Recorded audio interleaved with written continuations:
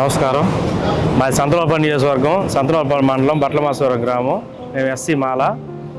మేము 2019 జగన్ గవర్నమెంట్ వచ్చినాక ఆగస్టులో మా బాబాయ్ కూతురు పెళ్లి కానుక పెట్టడానికి వెలుగు ఆఫీస్కి వెళ్తే అక్కడ ఉన్న మా ఊరు వైసీపీ నాయకులు మీకేం పని వెలుగు ఆఫీసులో, మా గవర్నమెంట్ వచ్చినాక ఏం పని అని మమ్మల్ని బయటికి నెట్టారు.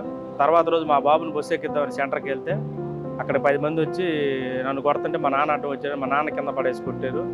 తర్వాత మేము డిఎస్పీ కాడ కంప్లైంట్, రిమ్స్లో జాయిన్ అయ్యి కంప్లైంట్ ఇస్తే ఆయన వచ్చి ఎంక్వైరీ చేసుకుని వాళ్ళని అరెస్ట్ చేయకుండా వెళ్ళారు. నెల రోజులు డిఎస్పీ చుట్టూ తిరిగినా కూడా అరెస్ట్ చేయలేదు. తర్వాత వెళ్తే మేము పార్టీ 1 నోటీసులు ఇచ్చాము, ఇక అరెస్ట్ పని లేదు అన్నాడు. అది గడిచిన నెల తర్వాత రాజీ చేసుకోమని నన్ను బలవంతం పెట్టి బెదిరించారు. నేను రాజీ చేసుకుని తర్వాత మళ్ళీ అటెంప్ట్ రేప్ పెట్టించారు. మా కాలనీ వాళ్ళ చేత అటెంప్ట్ రేప్ పెట్టించి 354 సెక్షన్ పెట్టారు.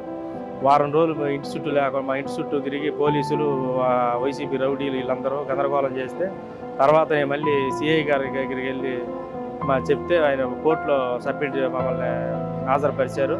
అక్కడ జడ్జి గారు మాకు 14 రోజులు రిమాండ్ చేసి జైలుకి పంపారు. ఆ రిమాండ్ అయిపోయినాక వచ్చినా కూడా వాళ్ళు ఏదింపులు మానుకోలేదు.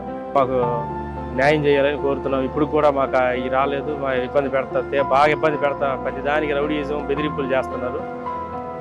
మేము ఒకటే అనుకుంటున్నాము, ఈ నెల రోజులు కష్టపడి బాబు గారిని సీఎం చేసి ఇజుకుమార్ ఎమ్మెల్యే చేసినాక మేము మాకు ఎట్లా చేయాలి, ప్రజాపాలన వాళ్ళ మీద ఎట్లా చేయాలనేది యాక్షన్ తీసుకుంటామని చెప్పారు. అంతే. నమస్కారం.